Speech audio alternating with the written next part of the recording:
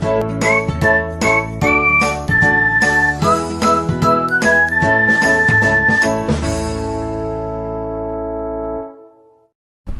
day everyone, I'm your Mr. ATL and welcome back to my channel. So today's video, I'll be giving more examples about solving problems involving simple interest and compound interest.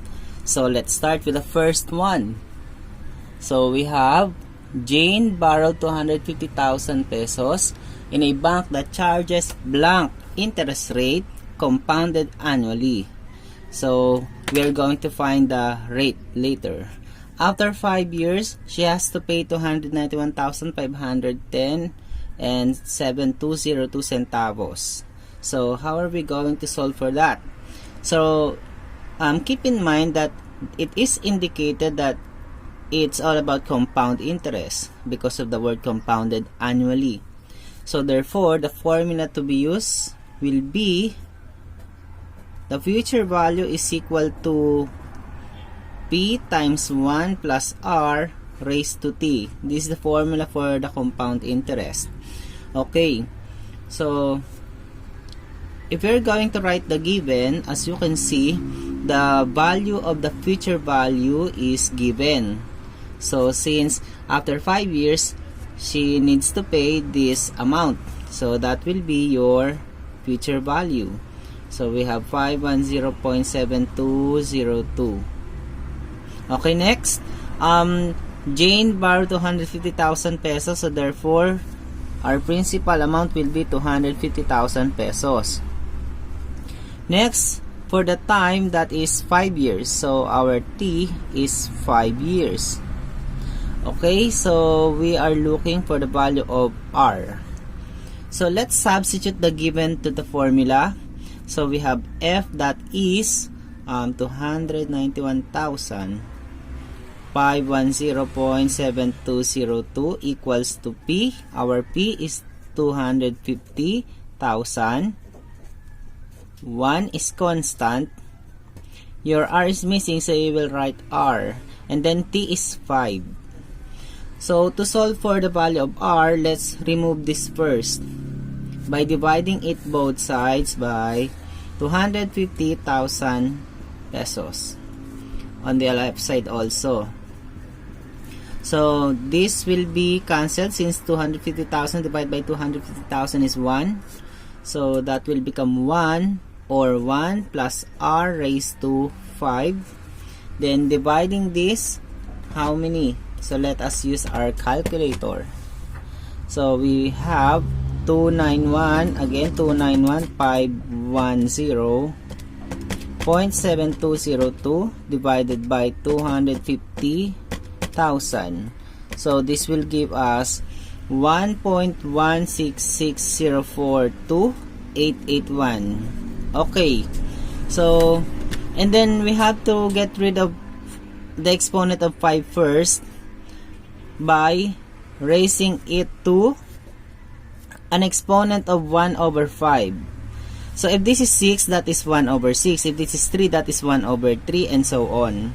So raised to 1 over 5, raised to 1 over 5 also for this part. So let's write.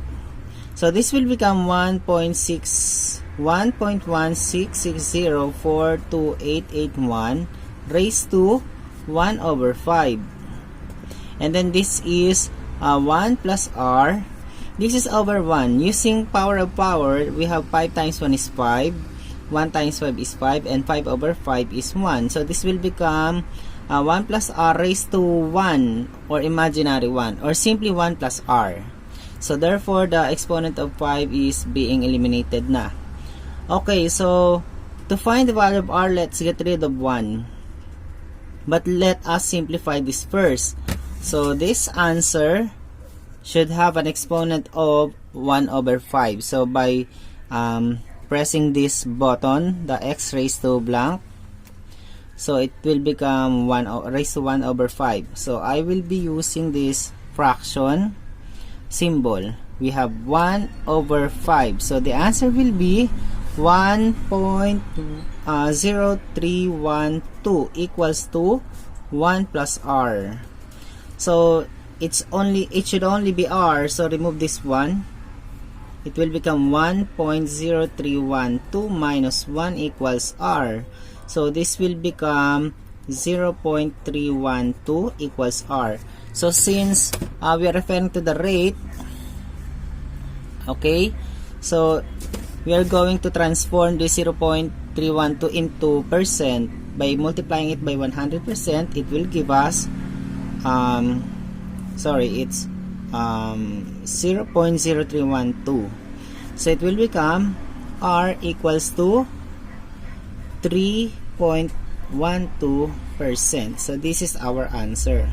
Therefore, the interest rate is 3.12%. So let's check our answer. So using the formula again, this formula, so our F here is 291 checking. Okay, so again we have 291,510.7202 is equal to our P, we have 250,000, then multiply by 1 plus R. Our R is 0.0312. So adding this, it will give you 1.0312 raised to 5. Okay, so let us compute. So in my calculator, I already have 1.0312. So I'll make it raised to 5. Raised to 5. So this is the answer, and multiply by 250,000 times 250,000. So the answer will be the same as this. Okay, so our answer is correct. It's 3.12%. Okay, so another problem, number 2. Just invested 1 million pesos in a time deposit that pays blank percent compound interest in a year. After 8 years, she earned money amounting to 593,848 pesos and 0.075 centavos. So let us find the rate. Since it is compound interest, of course, we will use the concept of compound interest, but let us identify the given first. So we have here the 1 million pesos invested by Jazz, that is your principal amount, our P. Again, that is 1 million pesos. Another thing is the time after 8 years, so we have T equals 8 years or 8. Next, so she earned money, meaning to say this is the interest. So our I is 593,848 pesos and 0.075 centavos. So next, we are going to find the value of R. So the formula is F equals to P times 1 plus R raised to T. So to find the value of F, we need to add the interest and the principal amount. So doing it, our F will be 1,593,848 pesos and 0.075 centavos. So let's substitute F to the formula. That is 1,593,848.075 equals to our P, it's 1 million. So 1 million has 6 zeros. Multiply by 1, it's constant, plus R, since it is unknown, just write R. And our T after 8 years. Okay, so solve for R, we have to eliminate the 1 million by dividing it both sides by 1 million. Okay, so divide both sides by 1 million. Another, we can divide this now, that is 1 or cancelled. So it will become 1 plus R raised to 8. So let's divide this using our calculator. So we have 1,593,848.075 divided by 1 million. So it will give us 1.593,848.075. So we need to solve for r and get rid of this exponent of 8. So to do that, we may raise this into 1 over 8. Okay? So raise it by 1 over 8 so that this will be cancelled. So raised to 1 over 8 also. So this will be cancelled, so it will become 1 plus r. Then let's use our calculator by pressing this button, the exponent, and then our exponent is a fraction. It's 1 over 8. So it's 1.06. Okay, so get rid of this 1. It will become 1.06 minus 1 equals to r. So the answer will be 0.06. Since it is referring to the rate, we are going to transform this into percent. So 1 to that is 6%, or multiply this by 100%. So therefore, the rate or the compound interest rate will be 6%. Okay? So let's go to the next example. So let us have example number 3. How long will a principal earn an interest equal to half of it at 5% simple interest? Okay, so in this particular question, we are trying to find out the value of t in a simple interest. So our formula is I equals to P times R times T. So where the rate is 5%. But in here, there is no given interest. There is no given value of interest, but it is being said that the interest is equal to half or 1/2 of the principal. So equal to half of it. So I equals to 1/2 times P. It is also the same as I equals to P over 2. So solving for P, this is over 1, we have P times 1 is P and I times 2 is 2I. So we can replace the value of P by 2I. So just copy I. From the formula, just bring down I. Then P is 2I. Or meaning to say, it's twice of the interest. That will give you the amount of the principal. And then times R, that is 0.05 because 5% is 0.05 in decimal. And we are looking for the value of T, so it's still T. So we can find the value of T if we are going to divide it both sides by 2I times 0.05. The same with this, divide it by 2I times 0.05. So from here, it will become T. And then I and I can be cancelled. It will give you 1 in the numerator. So we have 1 over 2 times 0.05. Okay, so that will be the value of T. And dividing it using our calculator, that is, we have, okay, so we have 1 over 2 times 0.05. And that is 10. So meaning to say, you have to wait for 10 years for you to be able to get the interest, which is half of the principal. For example, if you are going to check our answer, if our principal is 100,000 pesos, our interest is half of that, that is 50,000 pesos. So is it true that with using the rate of 5% after 10 years, can we have, is it true that after 10 years, our principal amount of 100,000 will give us an interest of 50,000 pesos? So let us see. So we have I is equal to PRT. Our principal is 100,000 multiplied by the rate of 0.05 times 10, since it's 10 years. So let us see. Our answer should be 50,000 pesos, the interest. So we have 100,000 times 0.05 times 10, that is 50,000. So therefore, our answer is correct. That is after 10 years. Okay, so we have question number 4.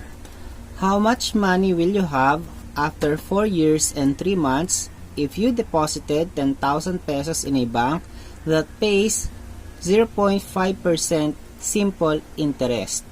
Again, so we are talking about simple interest, so we are going to use the formula I equals to PRT, but we are trying to find out the value of F. Okay, so let us write the given first on this side. So we have here our time is 4 and 3 months. So 4 and 3 months, so 4 years and 3 months. Okay, so in our formula, T is being expressed as in years. So therefore, we're going to convert this first into year. So 4 years is already in years. So 3 months can be expressed as 3 over 12 years, since there are 12 months in 1 year. So 3 over 12 is also 1 over 4, and 1 over 4 is 0.25 in decimal. So therefore, 4 years and 3 months can be expressed as 4.25 years. So that will be our value of T. Our rate is 0.5%, or in decimal, it's 0.005. Okay? So, our principal there is 10,000 pesos. We can now substitute the given to the formula. We have I equals to, our P is 10,000 pesos multiplied by, our R is 0.005 and T is 4.25. Then multiplying this using our calculator, let us see what's the value of that. Okay, so we have 10,000.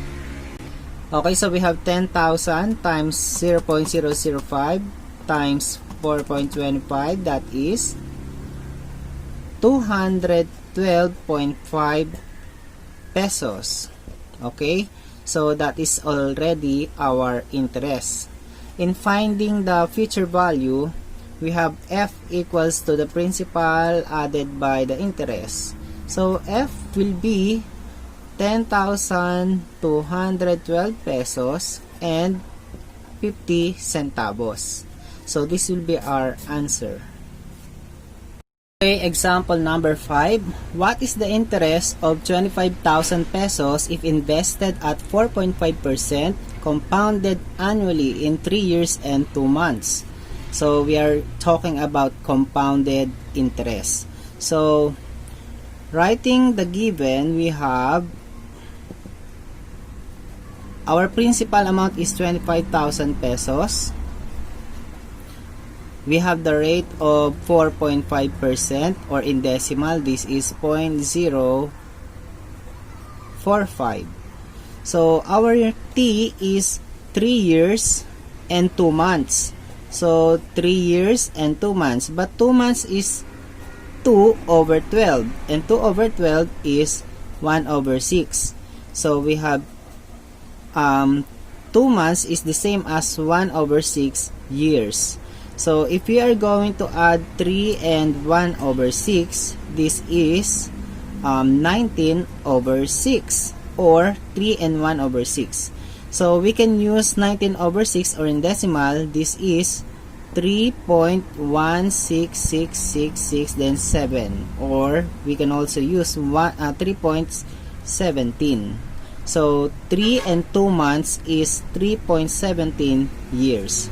So let us now use the formula for compound interest, which is F equals to P times 1 plus R raised to T.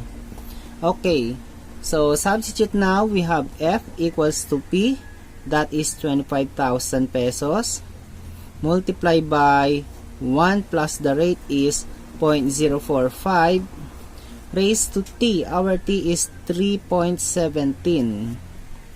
So our future value, let us compute. We have 25,000 pesos times 1.045 raised to 3.17. Okay, so that will be 28,743 pesos and 43 centavos. Okay, but we are looking for the interest. So since interest is equal to the future value minus the principal amount, let us just subtract this answer by our principal amount, that is 25,000 pesos. So the interest will be 3,743 pesos and 43 centavos. Okay, this is our answer. Okay, example number 6. How long will an amount of money triple at a simple interest rate of 1% per annum? So we are referring to simple interest. So let us identify first the given. So what are the given there? We have 1%, that is your rate. 1% or in decimal, that is 0.01 or 0.01. That's the same. Okay, so how long, meaning to say we are trying to find out the value of t for time in years. So if we are going to analyze the problem, how long will an amount of money triple? So there is a principal amount, but you are trying to find out how long are you going to wait until your principal amount becomes triple. So therefore, your P is not given, but still that is your P. Okay, but in your future value, this P will become triple. So that is 3 times the principal amount. So that is 3P. Okay, so if we are going to use the formula I equals to PRT, we could not be able to find it since there is no future value here. But there is another formula, that is F equals to P times 1 plus RT for simple interest. To find its future value, we have F equals to P times 1 plus RT. There is F there. You can just substitute the value of F, which is 3P. So we have here 3P is equal to P. Since our P is also P, then times 1 plus R is 0.01 and T, that is unknown. Okay, so if we are going to divide it both sides by P, so we can divide this one and eliminate this P. Since P divided by P is 1, then 1 times 3 is 3. So this will be cancelled also, and the remaining terms we have 1 plus 0.01 T. And then solving for T, we have 3 minus 1 equals 0.01 times T. So 3 minus 1 is 2 equals 0.01 T. Then to remove T, divide it both sides by 0.01. And then if we are going to divide it using our calculator, it will give us 200. So therefore, you have to wait for 200 years so that your money that you are planning to invest will become tripled after 200 years in 1% simple interest rate. Okay, so let us have an example using this situation number 6. So again, let's say your principal amount is 100,000. So our simple interest rate is 1% or 0.01, and you are going to wait for 200 years so that your principal amount will become, or your future value will become tripled or 300,000. Okay, so using our formula, I equals to PRT, or we can also use F equals to P times 1 plus R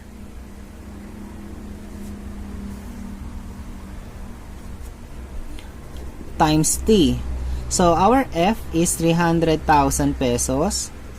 our P is 100,000 pesos. Multiply by 1 plus our rate is 0.01 times your T is 200. Okay, we can change this grouping symbol. So, let us use our calculator to compute for this. 100,000 multiplied by 1 plus 0.01 times 200. The answer is 300,000 pesos.